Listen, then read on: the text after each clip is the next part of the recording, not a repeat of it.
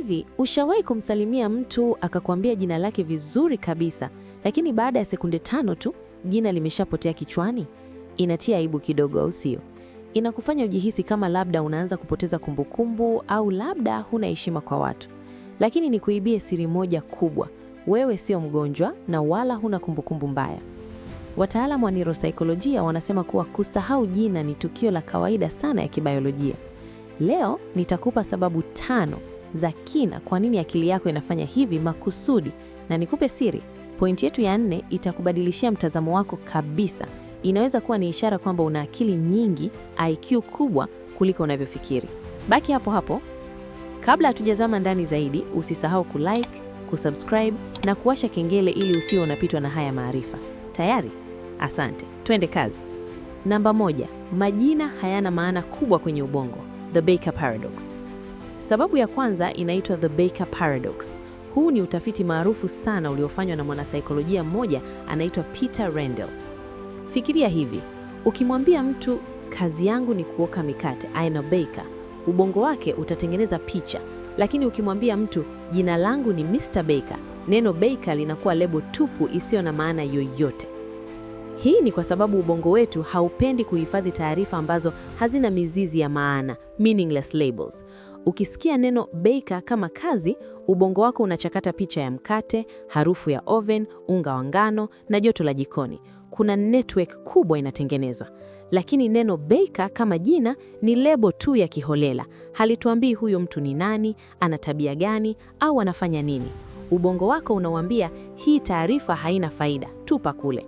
Hii ndio sababu unaweza kukumbuka kuwa mtu fulani ni mwanasheria au anapenda mpira, lakini ukasahau jina lake ndani ya sekunde. Namba 2, mgawanyo wa umakini, the next in line effect. Hebu tuwe wa kweli hapa. Unapokutana na mtu mpya kwa mara ya kwanza, akili yako inakuwa inafanya nini?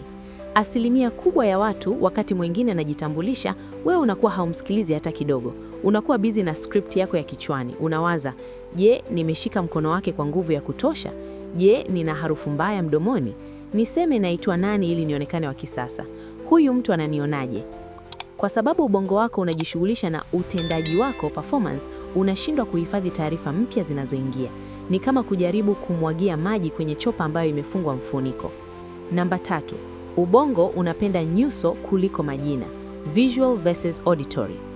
Je, unajua kuwa binadamu ni viumbe wa visual zaidi kuliko auditory? Ubongo wetu una sehemu maalum inaitwa fusiform face area ambayo imebobea kwenye kutambua sura. Hivyo unapoona sura, ubongo wako unaihifadhi kama picha ya HD, lakini jina ni sauti tu, auditory. Sauti hupotea haraka isipokuwa iwe na mshtuko mkubwa. Sura ni picha yenye 1000 ya taarifa, macho, rangi, nywele, lakini jina ni data ndogo sana ya sauti inayodumu sekunde 1. Ni rahisi kwa ubongo kuhifadhi picha ya 4K kuliko kuhifadhi sauti fupi isiyo na picha. Ndio maana kila siku unasema sura yako sio ngeli, lakini jina limenitoka. Ubongo wako umefanya kazi yake ya kuhifadhi sura vizuri, lakini ulishindwa kuunganisha hiyo sauti ya jina na hiyo picha. Namba 4, akili iliyojaa, cognitive overload. Hapa ndipo itakapokushangaza. Wataalamu wa chuo kikuu cha Toronto nchini Canada waligundua kuwa kusahau mambo madogo madogo kama majina inaweza kuwa ni ishara ya ubongo wenye ufanisi mkubwa sana. Kama wewe ni mtu unayefikiria mambo makubwa, miradi ya biashara, kodi ya nyumba, siasa za dunia au kutatua matatizo magumu ya maisha, ubongo wako unakuwa na kitu kinaitwa information overload. Ubongo wako unafanya kitu kinaitwa optimization. Ili uweze kufikiria kwa kina, deep thinking, ubongo lazima ufute taarifa ambazo unaziona hazina umuhimu wa haraka, low priority data. Kwa akili yako, jina la mtu uliyemkutana naye barabarani sio la umuhimu kuliko ule mradi unaokuingizia pesa au kile unachojifunza sasa hivi. Hivyo, unaposahau jina usijilaumu. Inaweza kuwa kwa sababu ubongo wako una delete mafaili madogo ili upate nafasi, space, ya kuchakata mambo makubwa zaidi. Watu wenye IQ kubwa mara nyingi huwa absent-minded kwenye mambo madogo ya kijamii kwa sababu CPU yao imeshika mambo mazito. Namba 5, ubongo unapenda kuunganisha vitu, the lack of association. Ubongo wetu hauhifadhi vitu kama library ambako kila kitabu kinakaa peke yake. Ubongo hufanya kazi kama spiderweb, utando wa buibui. tunakumbuka kitu kipya kwa kukifunga kwenye kitu cha zamani tunachokijua tayari. Ukikutana na mtu anaitwa Yusufu na akili yako ikagundua mara moja kuwa huyu anaitwa kama mjomba wangu Yusufu, hutasahau. Kwa nini? Kwa sababu umelifunga jina hilo kwenye kumbukumbu iliyopo tayari.